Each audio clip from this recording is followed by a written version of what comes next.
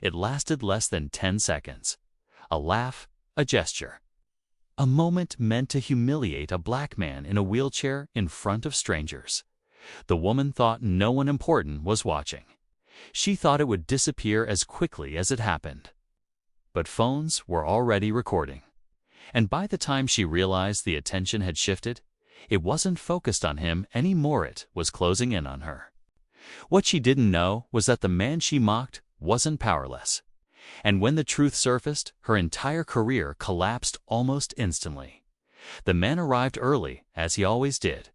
He preferred time to move without being rushed, time to navigate spaces that weren't designed for him. His wheelchair moved smoothly across the floor, his posture calm, his expression controlled. Years of being underestimated had taught him discipline. He didn't invite attention, he endured it. This place was familiar to him. Corporate events always were. Rooms filled with ambition, hierarchy, and unspoken judgments. He had learned how quickly people reduced him to the chair before noticing anything else. Most days, he let it pass. The woman entered with certainty.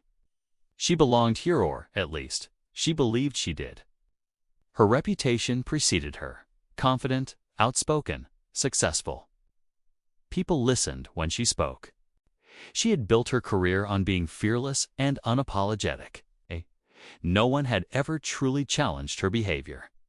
When she noticed the man waiting near the entrance, irritation flickered across her face. To her, he was an obstacle. A delay in a space that was supposed to move efficiently for people like her. The moment stretched. Eyes lingered. And then she chose cruelty. The room didn't react the way she expected. Silence followed, thick, uncomfortable. Some people looked away. Others watched, frozen. And the man remained still, absorbing yet another reminder of how easily dignity could be stripped away. The woman walked on, convinced the moment was over. She had already forgotten it. But behind her, phones stayed raised. The clip captured everything: her confidence, his restraint, the imbalance that made the humiliation possible. The man was eventually guided forward. Staff apologized softly, avoiding his eyes. He accepted it and continued on. He had learned long ago that reacting rarely brought justice. What people didn't see was the weight he carried, the history behind his calm, the effort it took not to respond. Within minutes, the video spread. No edits, no commentary, just raw footage. People recognized the pattern instantly. The outrage didn't come from showkit, came from recognition. Then something shifted. Names appeared in the comments, not hers. His quiet confirmations followed. People who knew him shared the clip with a different tone. This wasn't just a random victim. This was someone respected, someone influential. At the same time, her phone began to vibrate nonstop. Messages stacked faster than she could read them. Mentions, tags, screenshots.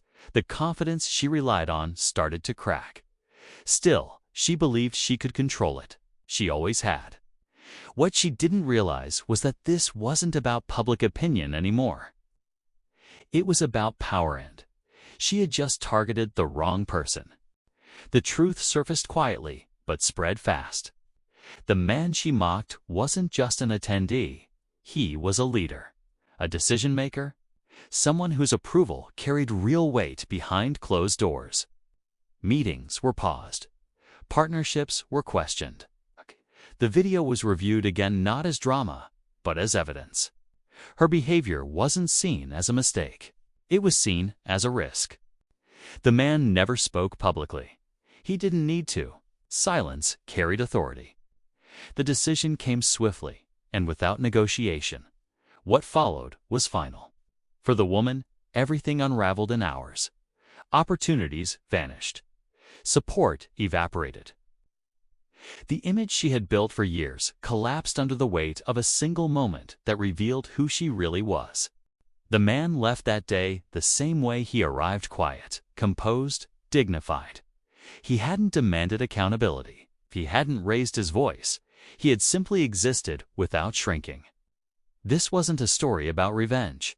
It was about exposure, about how racism and ableism hide behind confidence until the wrong person is targeted, about how silence protects cruelty till it doesn't.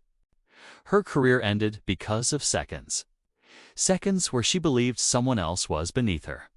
Seconds where she forgot that every person carries a story, and some carry power far beyond appearances. The world didn't suddenly become fair. But one truth became impossible to ignore. Disrespect always has a cost, and sooner or later, it comes due.